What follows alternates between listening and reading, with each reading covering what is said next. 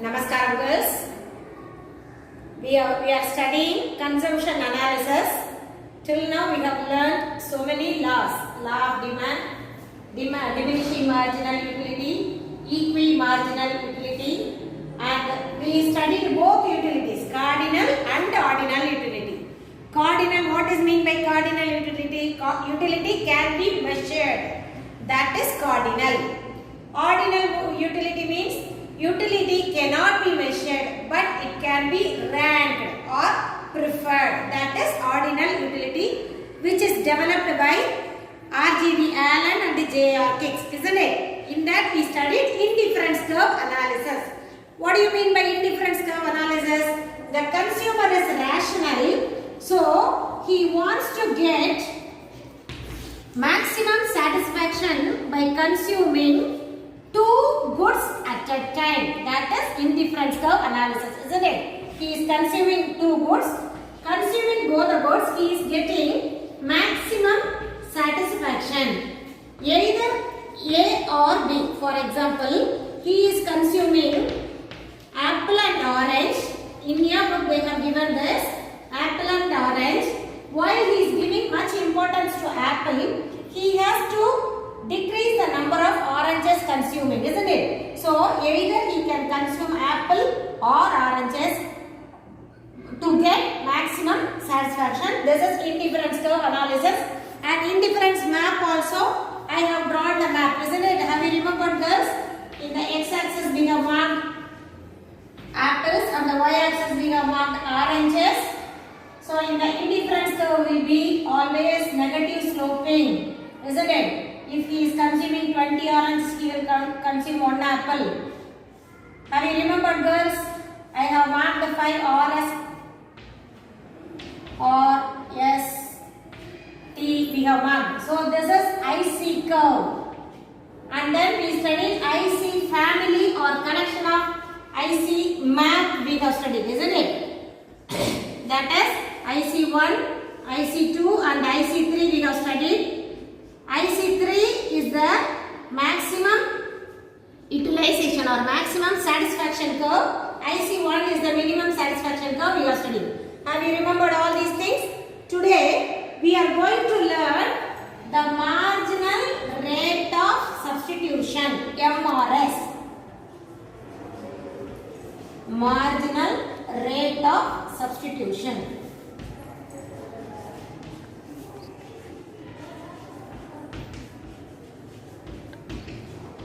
This is nothing but while the consumer is consuming both goods, he is consuming two goods or A or B or X or Y, he is consuming two products or two commodities. While he is giving much interest or much preference to Y, he has to give less preference to X. Or else, if he wants to consume more X, he has to give up Y. Isn't it? Do you understand, girls? If he wants to consume more goods on X, that means more X goods or one good, he has to give up. Y should be negative. That means he has to give up. And that negative, while we are studying the schedule, we studied only. While he is consuming apple, he is consuming 20 oranges. While he started increasing the apple, the oranges has been decreasing, isn't it? Have you remembered, girls? So, if he is giving importance to one good, the other goods he has to give up or he has to lose. That is substitution. So, the marginal rate of substitution talks about how much he is consuming or increasing a goods, bring how much decreasing in another good. That is called marginal rate of substitution. The marginal rate of substitution can be measured by the formula of price of X by price of Y. Only then he can calculate. If the price of X is more, he will consume more Y. If the price of Y is more, he will give importance to price of X. That means the X commodity. So this is marginal rate of substitution. And we are going to study the diminishing rate of substitution. While you are studying the marginal, I already told you the word marginal talks about the changes, isn't it? So, if you want to study the marginal rate of substitution, we have to study the changes in the marginal. The word marginal means additional to the stock is called marginal. So, if you want to study the marginal rate of substitution, you should know that delta y by delta x. That means the price y decreases as increases. The change y is in negative, isn't it? If the price of x is increases, if he is increasing x, if he is consuming more x goods, he has to give up y. So y is negative. So minus y, that is minus y. So that the equation is MRS is equal to delta y by delta x. Then elasticity of demand is convention to ignore the minus sign. If you want to study the price elasticity of demand, the minus y will be cancelled. So you will get the formula MRS xy is equal to delta y by delta x. Now see the indifference curve. I already told you it will be like this, isn't it? See this. If he is consuming y more, he has to consume x less. This is the consumption of y. This is the consumption of x. Still he is consuming more. The consumption of y is reducing, the x is increasing. See, this is called MRTS. That means if he wants to consume another good more, he has to give up one good. So he wants to consume x more, so he has to give up y less. This is called MRTS. That is, by giving up one commodity, he will get a satisfaction from another commodity. So this is MRTS curve. Now we are going to see the properties of indifference curve. Properties of IC curve, indifferent analysis, IC curve. First one, always the indifference curve are always negative sloping. What do you mean by negative sloping? I already told you. Negative means inversional or opposite relationship, inverse relationship like demand curve, isn't it? In the demand curve, when the price increases, the demand decreases. So it was downward sloping. The same way, indifference curve also negative sloping. See, it is coming down. If you give much importance to x, you will give less importance to y. If you give much importance to y, you will give less importance to x. So it is always negative sloping. And the second one is, it is always convex to the origin.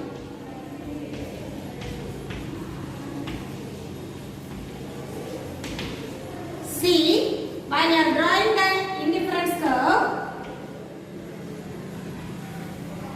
it is convex to the origin. See, it is always convex to the origin. And the third one, indifference curve never cut each other.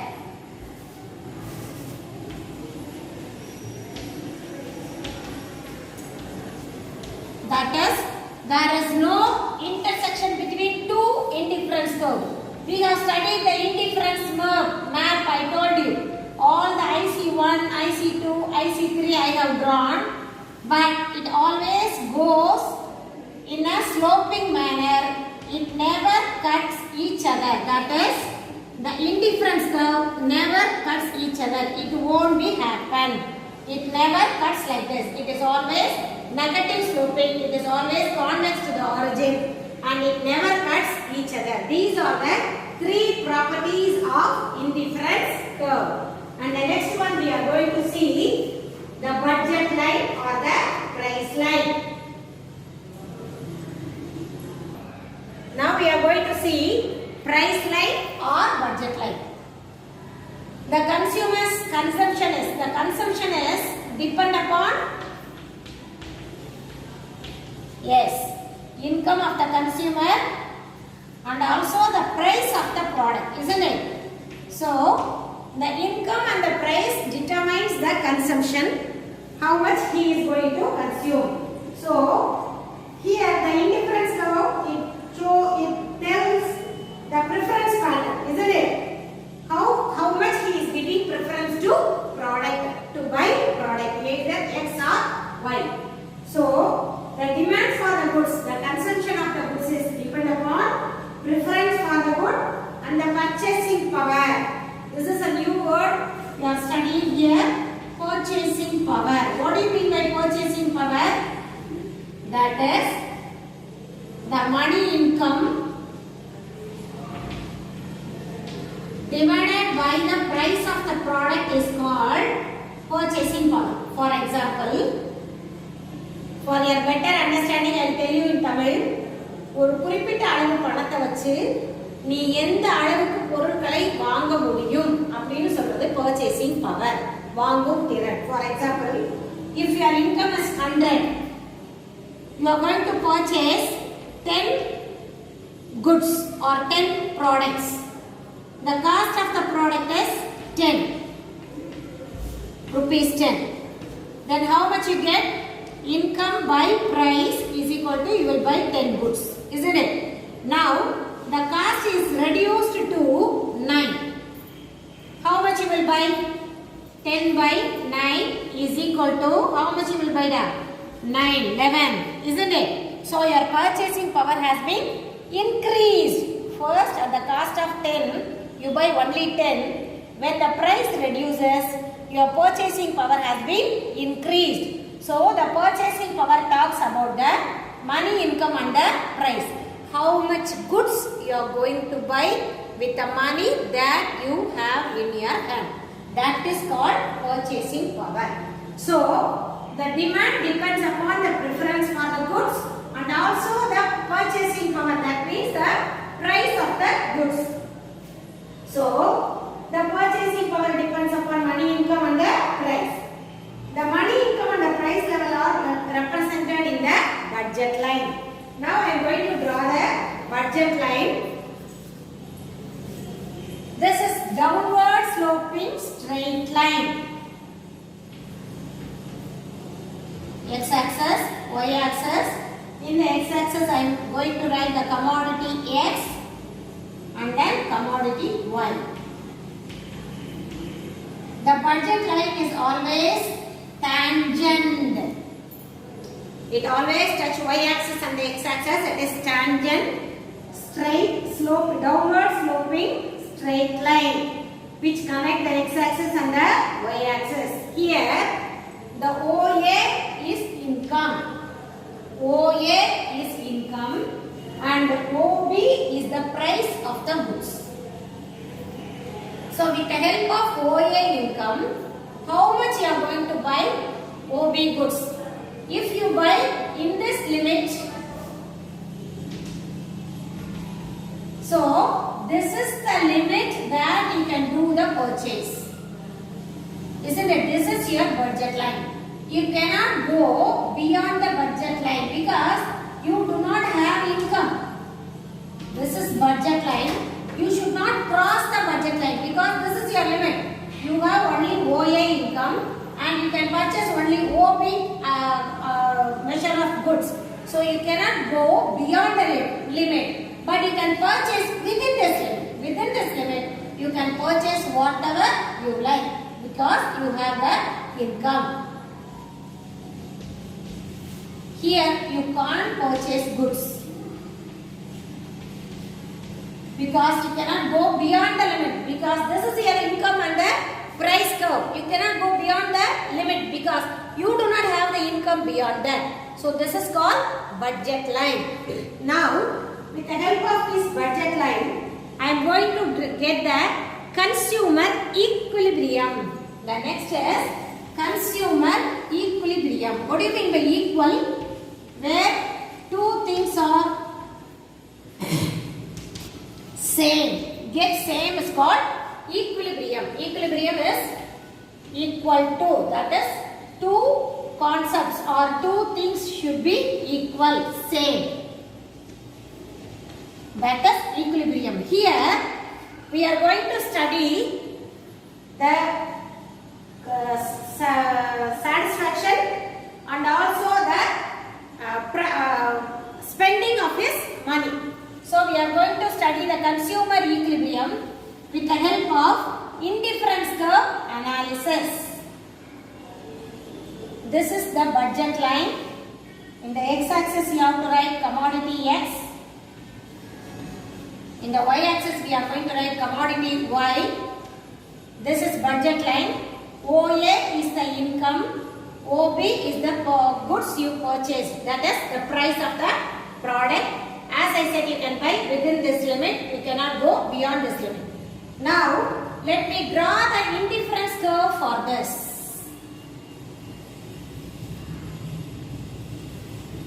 I have drawn the indifference curve. If we use the first curve, IC1, IC2, IC3, I have drawn three indifference curve, IC1, IC2 and IC3. If we purchase IC1, if we consume two commodities at the price, using this, get the maximum satisfaction of IC1 curve.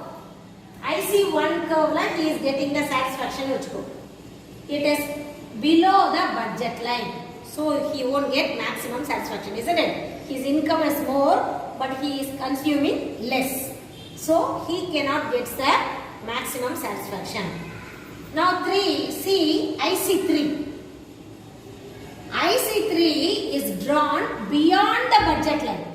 So beyond the budget line, he cannot spend money to buy goods, isn't it? There should be no income because your income curve is here, your price curve and income curve is here. So you cannot purchase the goods, two commodities at IC3. So where you can get the maximum satisfaction?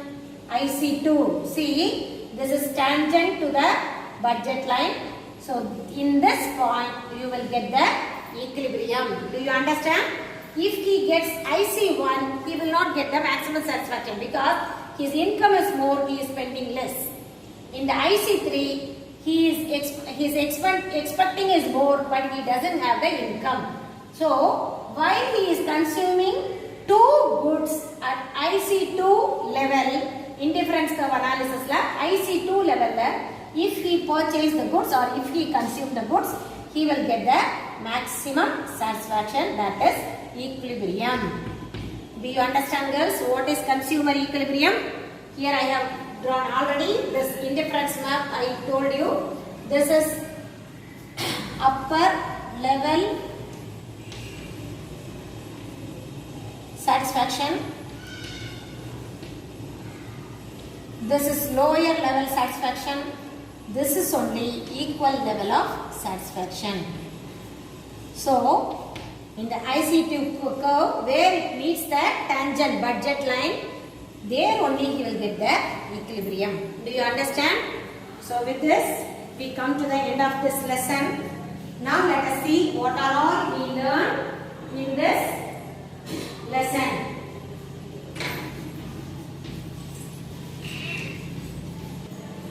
Now let us see what are all we studied in the second unit. Second unit topic is consumption analysis. First we study what is wants, human wants and characteristics of human wants, isn't it? It is recurring, it is satiable, so many things we have studied. And we studied about the goods, necessary goods, comfortable goods and luxury goods we studied.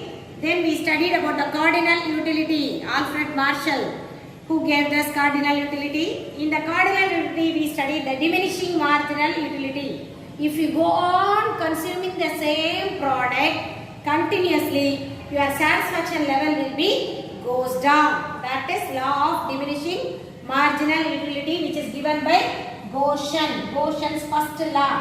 Have you remembered this? Gaussian's first law. Then Gaussian's second law we study, law of equimarginal utility. So this is also called Gaussian's second law. Here we talks about the two goods. While he is consuming two goods, how he gets the maximum satisfaction by consuming two goods at a time. Then we studied consumer surplus, that is potential price minus actual price, that is the assumed price, which price you want, you assumed to buy a product minus the actual price of the product is called consumer surplus. Surplus means excess, I already told. Then we studied law of demand. If the price increase, the demand fall. If the price falls, the demand increases. Then we studied the characteristics of demand, extension and contraction of demand, only the cost of price.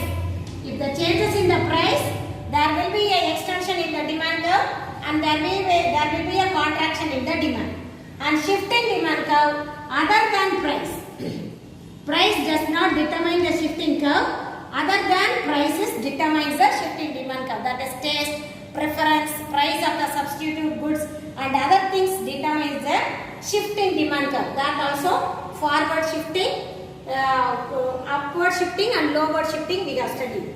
Then we studied the elasticity of demand.